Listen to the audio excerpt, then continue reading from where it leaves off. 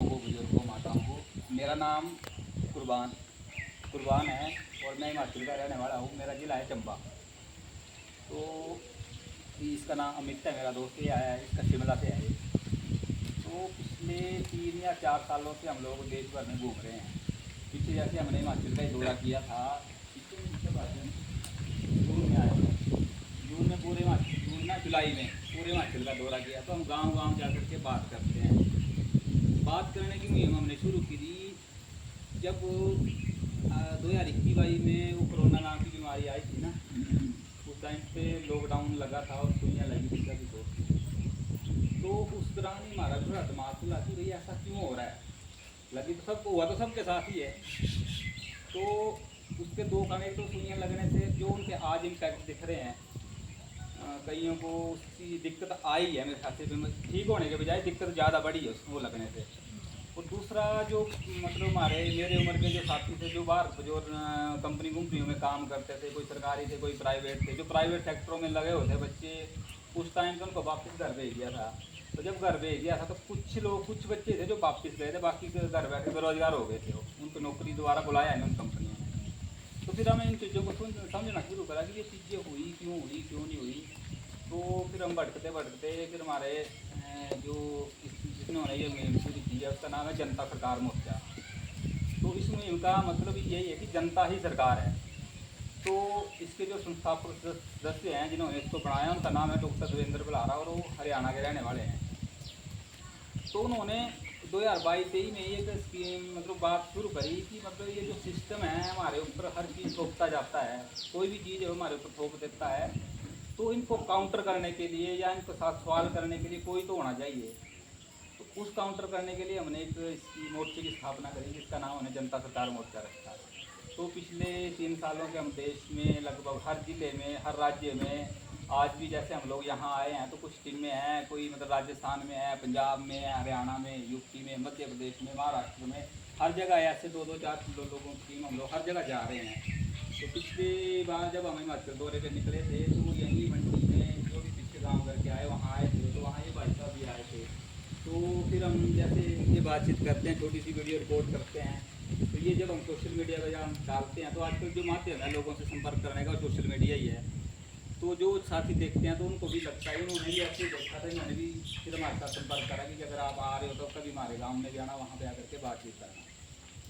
तो अब जैसे अब हम आपके गाँव में आए हैं तो गाँव का कंसेप्ट ही हमारा पहला मुद्दा है कि जो ये बाजारवाद है ना, ये धीरे धीरे पहले तो शहरों तक सीमित था, लेकिन अब ये गांव में भी एंट्री कर चुका है। तो जो हमारी मुख्य चीज़ें थी, जो हमारे मुख्य उद्देश्य है वो है जल, जंगल, ज़मीन और जानवर। तो मैं जहाँ यहाँ देख रहा हूँ तो यहाँ चारों चीज़ों की भरपूर मात्रा है, कोई कमी नहीं है यहाँ। अगर यही चीज़ लेकर के हम नीचे चले जाएँ शहरों में, चंडीगढ़ करो तो वहाँ बुरा हाल है, पॉपुलेशन ज़्यादा है लेकिन संसाधन कम है।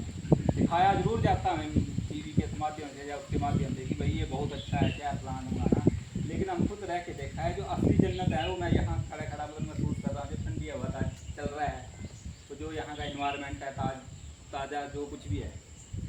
तो मैं पिछले गांव में ही बात कर रहा था कि जैसे उन्होंने मेरे को पीने के लिए पानी दिया ना, तो पानी पीते ही मैंने उनसे पूछ लिया पहला सवाल कि ये जो तुम पानी हमें पिला रहे हो ये तुम्हारा अपना सोर्स है? सोर्स मतलब कि दो पानी के भी दो सोर्स हैं, एक तो टूटी से आ रहा है जो हमारे घरों में, एक पानी का सोर्स होता है नेचुरल सोर्स जो यहाँ बॉडी होगी या नाड़ा होता है। तो उन्होंने बोला ये हमारा अपना नेचुरल पानी है नाड़ा। तो इन्होंने धीरे धीरे, मैं अगर अपने चंबा की बात करूँ तो हमारे भी पहले ऐसे नेचुरल पानी के सोर्स होते थे, लेकिन जब से घर में नलके की टुट्टी आई हुई है तब से हमने ना वो अपना नेचुरल पानी छोड़ दिया। हमारे वहाँ तो छूट चुका है, मैं सच बोलता हूँ, क्योंकि सड़कें बन गई हैं। पहले वो पुराने रास्ते होते थे, हर पुराने रास्ते में कहीं ना कहीं रेस्ट पसार करने के लिए पेड़ भी लगा था, बैठते थे और वहाँ पे हम लोग पानी का भी साधन रखते थे। वो नेचुरल पानी का वो नाड़ू होता था, बावड़ी होती थी, पानी पीते थे। लेकिन सड़कें बनने से वो भी चीज़ें सूख रही हैं अब, या लोगों को आना जाना रास्ते से कम हो गया तो चीज़ें धीरे धीरे ख़त्म हो रही हैं। तो अब हम हो गए हैं टूटियों के भरोसे पानी आए ना आए। तो जब ये पानी टुट्टी से आ रहा है ना, इसके ऊपर हमारा कंट्रोल नहीं है। इसके ऊपर वो पानी बोर्ड जो पानी भेजते हैं उनके ऊपर भेजे ना भेजे। तो हम ये चाहते हैं कि गांव वाले जो अपने पानी के नेचुरल सोर्स है ना, उसको भी अगर बचा करके वो उसको भी यूज करो, जो दे रहे हैं वो कोई दिक्कत नहीं है।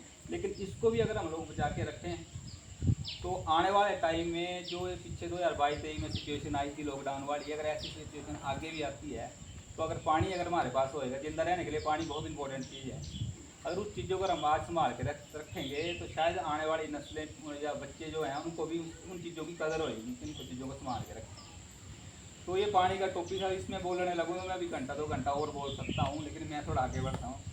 उसके बाद आते हैं ये हमारे जंगल हैं, तो जंगलों को संभाल के रखना भी ज़रूरी है। लेकिन आज के टाइम पे क्या होता है कि यहाँ तो मेरे को नहीं ऐसा लग रहा है, लेकिन हमारे वहाँ पे ना कटान चलते हैं ज़बरदस्त पेड़ों के। हमारे उधर डलहौजी या उधर की बात करूँ तो देवदार के पेड़ हैं या पीछे चीड़ है, जो भी है वहाँ पे कटान चलते हैं। लेकिन जहाँ तक मेरे दादा और ये बुजुर्ग बोलते तो हमें बोलते थे कि ये जो पेड़ है ना, ये हमारी विरासत है, हमारी धरोहर है, इसको बचा के रखना, संभाल के रखना, क्योंकि हमारे जीव जंतु जानवर जड़ी बूटियाँ हमें उस जंगल से ही मिलती हैं। लेकिन क्या होता है कि उसका जब कटान लगेगा तो कटान के लिए ऊपर से ही आदेश आता है, किसको टेंडर मिल रहा है, किसको ठेका मिल रहा है, कौन काट रहा है। अगर सूखे पेड़ का टेंडर हुआ तो उसके साथ 10-10, 20, 50 गिल्ले पेड़ भी कटेंगे, वो आप सब जानते होंगे इस बात को। लेकिन हम ये चाहते हैं कि अगर यहाँ मान लो अगर पेड़ों का कटान हो रहा है तो उसमें गांव की भागीदारी, मतलब गांव से परमिशन लेनी चाहिए उस सिस्टम को या नहीं लेनी चाहिए, आपका क्या राय है बताओ मेरे को।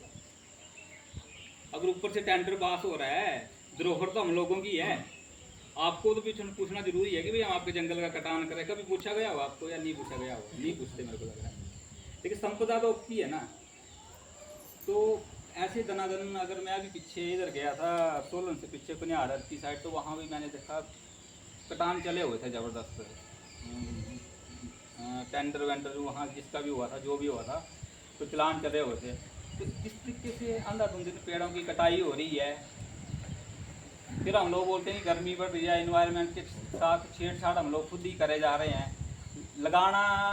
लगाने की नाम पे तो हम जैसे बड़े बड़े नारे या स्लोगन दिए जाते हैं कि पेड़ लगाओ पेड़ लगाओ पेड़ लगाओ,